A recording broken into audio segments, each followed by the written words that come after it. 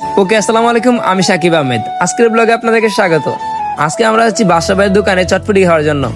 আসলে আমাদের ব্লগটি শুরু করা যাক। জীবন হলো সমুদ্রের মতো, কখনো উত্তাল, কখনো বা শান্ত। সেই জন্য আমাদের জীবনকে শান্ত রাখার জন্য আমাদের প্রচুর ঘোরাফেরা করার প্রয়োজন। সেজন্য আমরা চলে আসলাম বাদশা ভাইয়ের দোকানে চটপটি, হালিম এবং ফুচকা খাওয়ার জন্য। এই হলো বাদশা ভাইয়ের দোকান।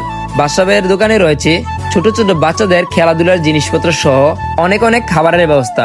আসুন এবার শুনি বাদশা ভাই কি বলি। আঙ্কেল বলবেন না, বাদশা ভাই বলবেন।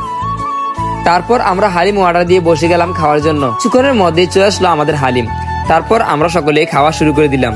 বাহ, হালিমগুলো খুব মজাদার। হালিম খেতে যে এত স্বাদ আপনি কখনোই বুঝবেন না যদি আপনি বাদশা ভাইয়ের হালিম না খান। বাদশা ভাইয়ের হালিম মানে সেই স্বাদ। আর চটপটি আর ফুচকার কথা তো বলে লাভই নাই। চটপটি আর ফুচকা তো আরো স্বাদ। এই বাদশা ভাইয়ের দোকানটি হলো আমাদের বরুড়া উপজেলার খুশবার বাজারে অবস্থিত।